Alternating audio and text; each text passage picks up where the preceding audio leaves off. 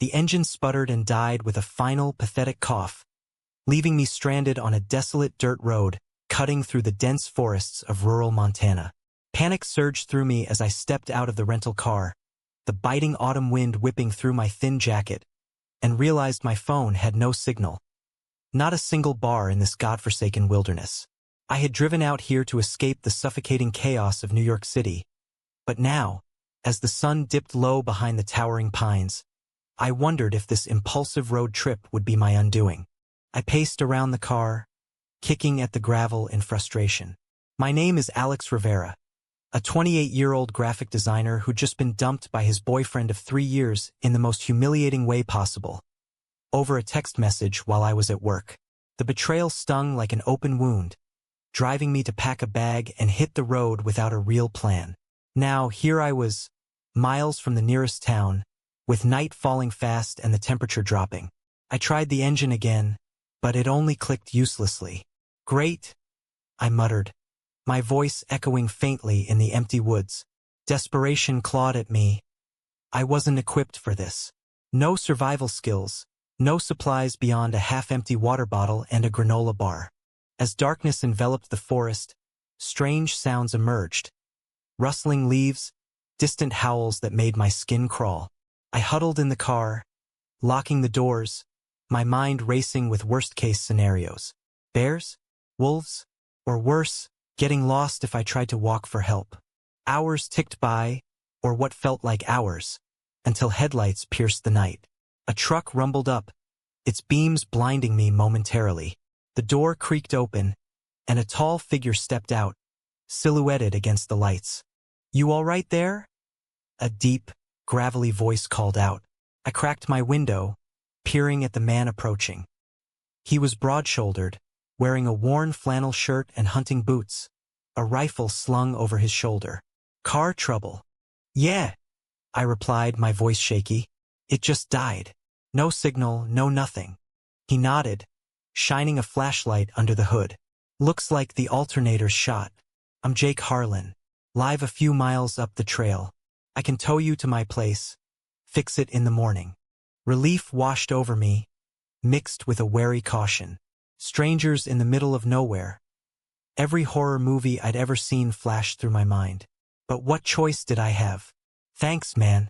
I'm Alex." Jake hooked up the tow chain efficiently, his movements practiced and sure. As we drove in his truck, the silence was thick, broken only by the rumble of the engine. He glanced at me occasionally, his face illuminated by the dashboard lights. Strong jaw, stubbled cheeks, eyes that seemed to hold stories untold. "What brings a city boy like you out here?" he asked finally. "Needed a break," I said vaguely. "Life got complicated." He chuckled softly. "Ain't that the truth? This place has a way of stripping things down to basics." His cabin came into view, a sturdy log structure nestled among the trees, smoke curling from the chimney. Inside, it was warm and rustic, wooden beams, a stone fireplace, shelves lined with books and hunting trophies. Jake stoked the fire while I sank into an armchair, exhaustion hitting me hard. He handed me a mug of hot coffee. "Make yourself at home. Storm's coming in. Might be stuck here a bit." As the wind howled outside, we talked. Jake was 32, a former Marine who'd retreated to these woods after his tours in Afghanistan left him scarred, both physically and mentally.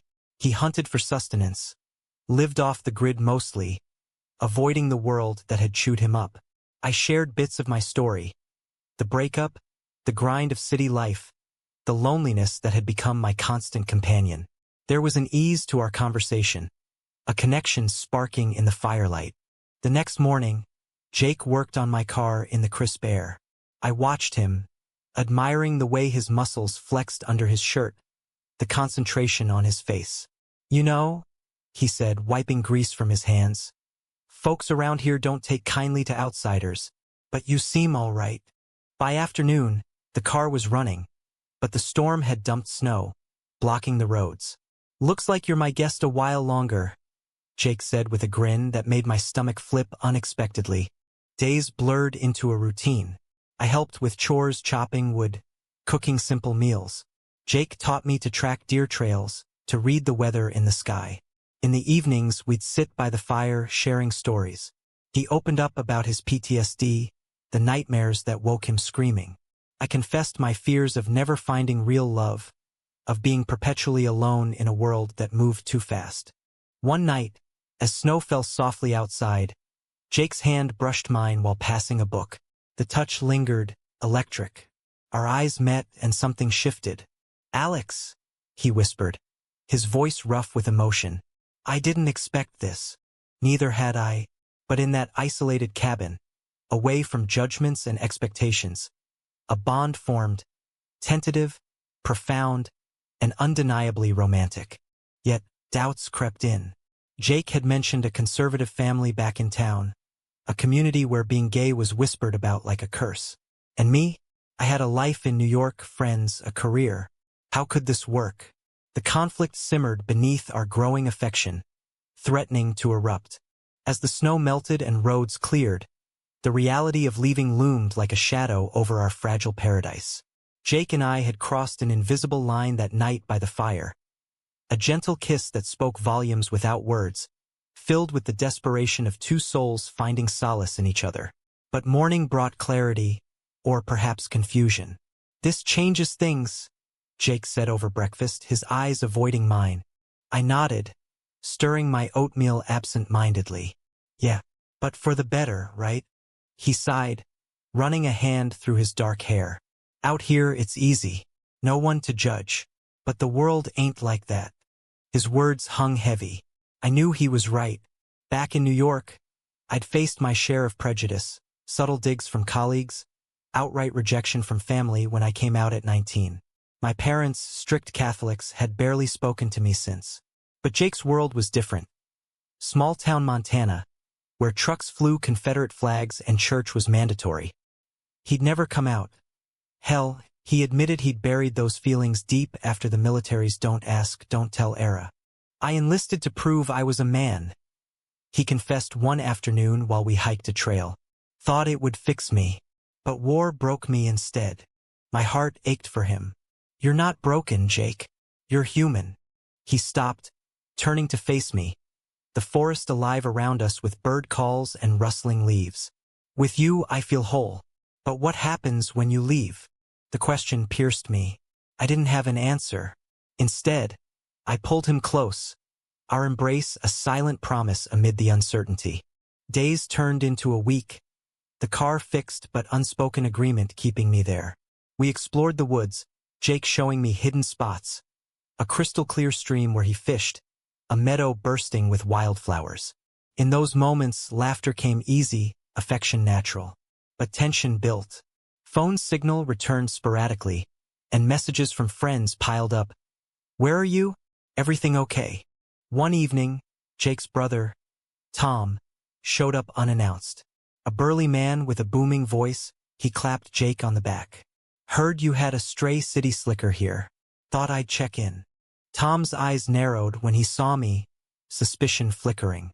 Over dinner, he grilled me about my life, my fancy job. When talk turned to politics, he ranted about liberal agendas ruining the country, spewing homophobic slurs that made my blood boil. Jake stayed silent, his jaw clenched. After Tom left, I confronted him. "Why didn't you say anything?" "He's family," Jake muttered. "You don't understand." "I do," I shot back. "But hiding who you are, it's killing you." The argument escalated, voices rising in the quiet cabin. "You think it's easy?" Jake yelled. "I've lost friends, seen what happens to guys like us here. Beatings, ostracism. I can't lose my family too." "And what about us?" I demanded, tears stinging. "Am I just a secret?" He pulled me into a fierce hug. "No, you're everything." But the seed of doubt was planted. The next day, I decided to head into town for supplies, needing space.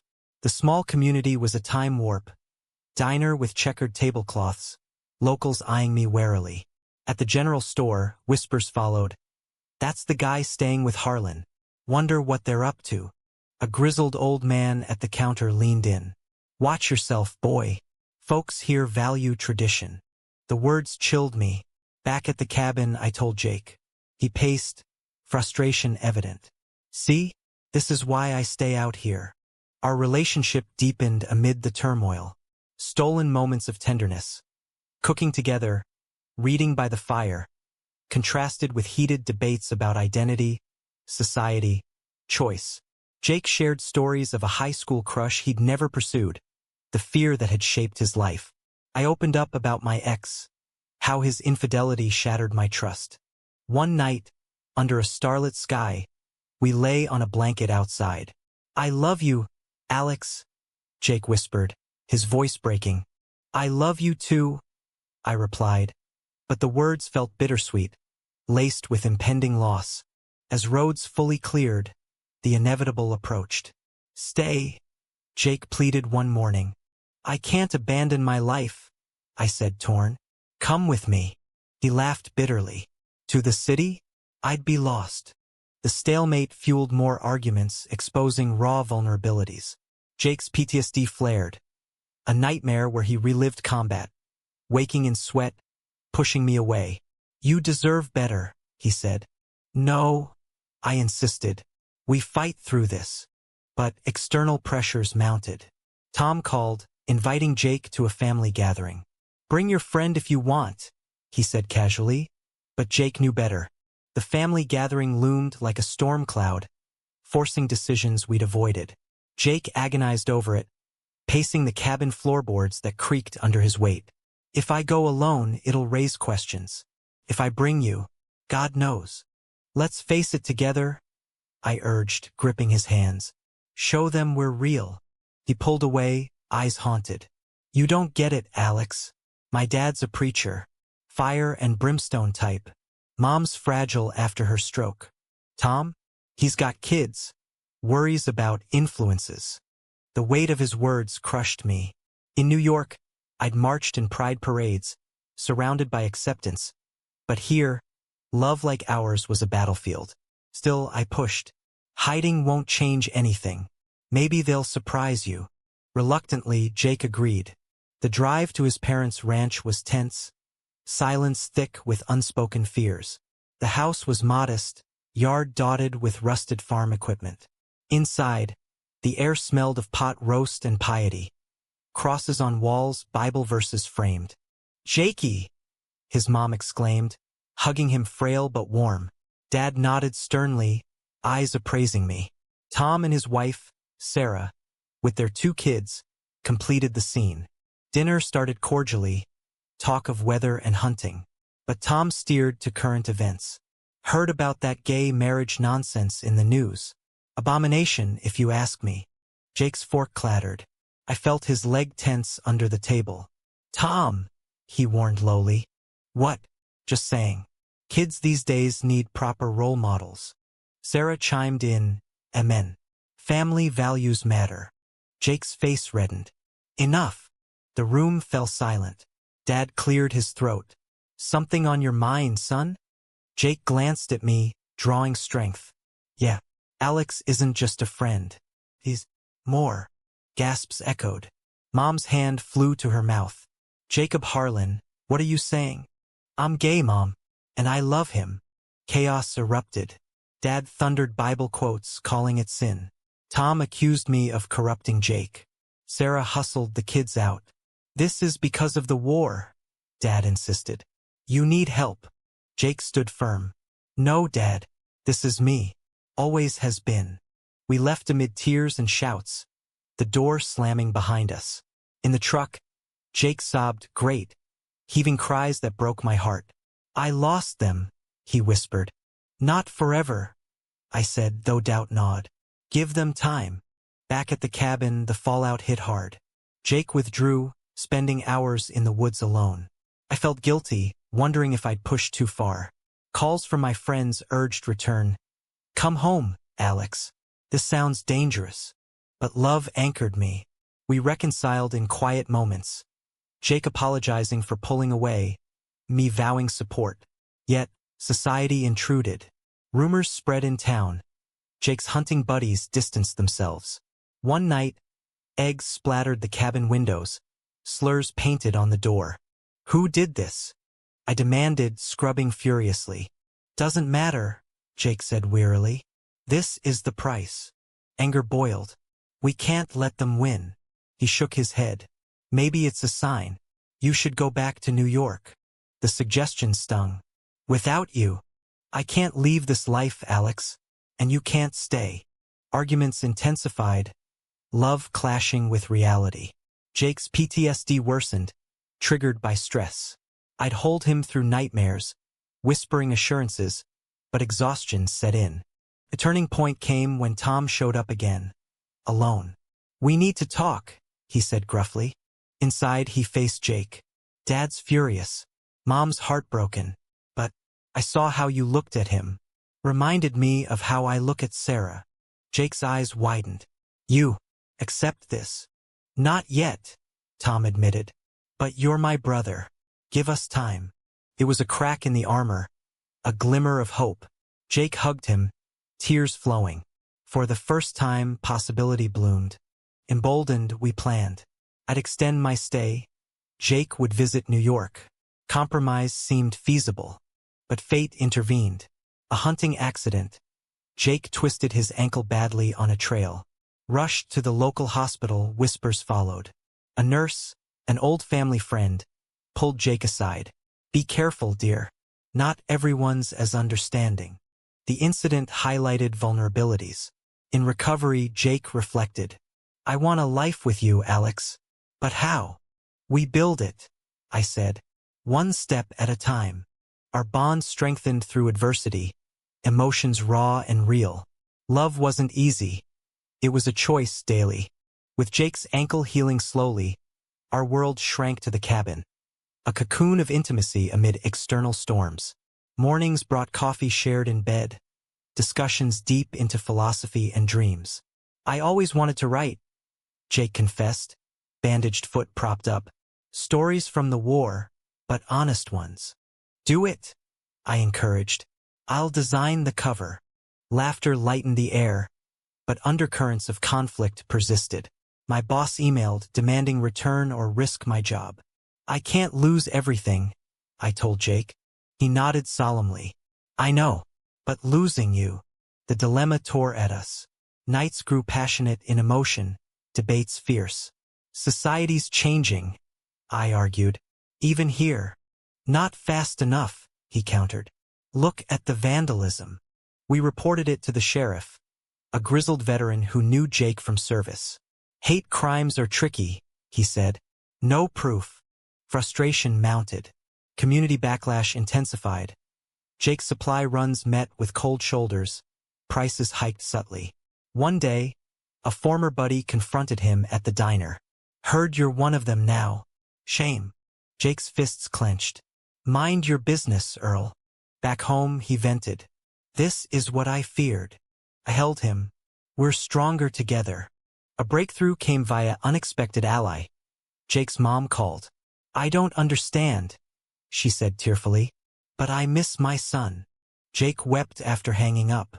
She wants to meet you properly. The visit was tentative. Tea served in the living room. Mom asked questions, awkward but genuine. How did you know? She queried me. It felt right, I replied. Like home. She nodded slowly. Love is love, I suppose. Bible says a lot. But so does a mother's heart. Dad remained distant, but the door cracked open. Hope flickered. Emboldened, Jake attended a local support group for veterans, sharing his story anonymously. Connections formed, easing isolation. But highs brought lows. My ex texted, apologetic, stirring old wounds. Miss you, it read. Jake saw it, jealousy flaring. Still talking to him? No, I assured. Deleted. Trust frayed momentarily, arguments exposing insecurities. You're used to city life, Jake accused. This is too rough for you. And you're scared of change, I retorted. Reconciliation followed. Deeper understanding forged. As winter deepened, we ventured to New York for a trial run. Jake marveled at skyscrapers, but crowds overwhelmed him. PTSD triggered in subways, panic attacks gripping.